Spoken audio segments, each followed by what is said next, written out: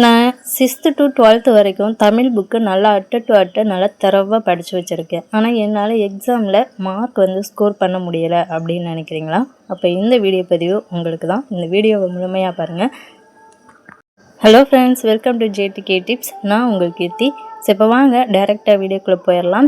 So நிறையா பேர் தமிழை பொறுத்த வரைக்கும் 6th to 12th வரைக்குமே நல்லா எல்லா இயலுமே நல்லா தரவாக படிச்சிருப்பீங்க. பட் எக்ஸாமில் நீங்கள் போய் அட்டன் பண்ணும்போது உங்களுக்கு எல்லாமே கன்ஃபியூஸ் ஆகிடும். ஓகேங்களா?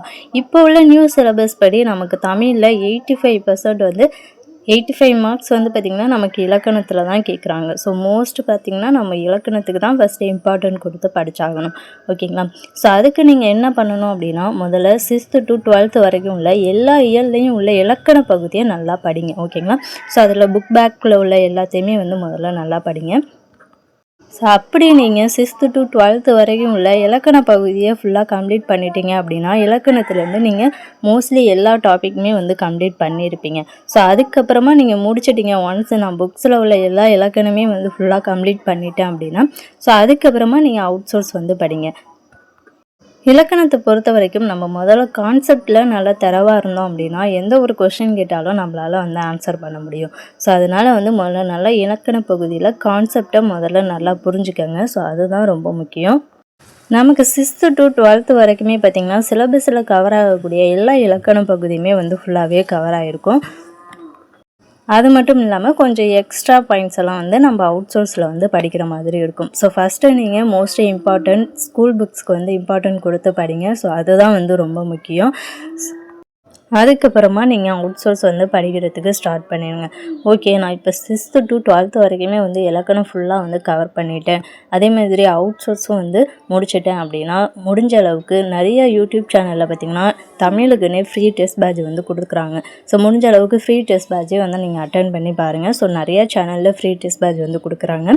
ஸோ உங்களுக்கு நெக்ஸ்ட் வீடியோவில் நான் அந்த டீட்டெயில் சொல்கிறேன். ஓகேங்களா? ஸோ அதனால் நம்ம சேனலை சப்ஸ்கிரைப் பண்ணாமல் இருந்தீங்க அப்படின்னா சப்ஸ்கிரைப் பண்ணிவிட்டு தொடர்ந்து நம்மளுடைய சேனலை ஃபாலோ பண்ணுங்கள்.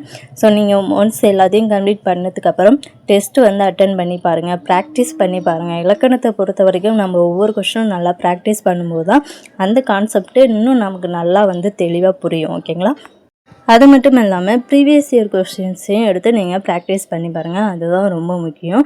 ஸோ இலக்கணத்தை பொறுத்த வரைக்கும் இப்போ உங்களுக்கு ஒரு ஐடியா கிடச்சிருக்கும். ஸோ நெக்ஸ்ட்டு பார்த்திங்கன்னா ஸோ அடுத்த 15 மார்க்குக்கு பார்த்திங்கன்னா தமிழ் அறிஞர்களும் தமிழ் தோன்றும். ஸோ அதில் உள்ள தமிழ் அறிஞர்கள் எந்தெந்த சிலபஸில் கவர் ஆகக்கூடிய அந்த லெசன்ஸ் அந்த டாபிக்ஸை மட்டும் படிச்சுக்கோங்க. ஓகேங்களா? தமிழ் அறிஞர்கள்லாம் பார்த்திங்கன்னா சிலபஸில் உள்ளதை மட்டும் நீங்கள் கொஞ்சம் நல்லா படிச்சுக்கிட்டாலே போதும். முடிஞ்ச அளவுக்கு பார்த்திங்கன்னா அதை நீங்கள் நோட்ஸ் ஒரு ஷார்ட் நோட்ஸாக எடுத்துக்கிட்டிங்க அப்படின்னா அது ரிவிஷன் அப்போ உங்களுக்கு ரொம்ப யூஸ்ஃபுல்லாகும். ஸோ 15 மார்க்குக்கு நெக்ஸ்ட்டு இம்பார்ட்டன்ட் கொடுங்க. ஃபஸ்ட்டு நமக்கு இலக்கண பகுதி தான் ரொம்ப முக்கியம். ஓகேங்களா? ஸோ அதனால் இலக்கணத்தை ஃபஸ்ட்டு ஃபுல்லாக கம்ப்ளீட் பண்ணிவிட்டு நான் சொன்ன மாதிரி டெஸ்ட்டு ப்ராக்டிஸ் எல்லாம் பண்ணிவிட்டு ஸோ அதுக்கப்புறமா நீங்கள் நெக்ஸ்ட்டு 15 மார்க்குக்கு ப்ராக்டிஸ் பண்ண ஸ்டார்ட் பண்ணுங்கள்.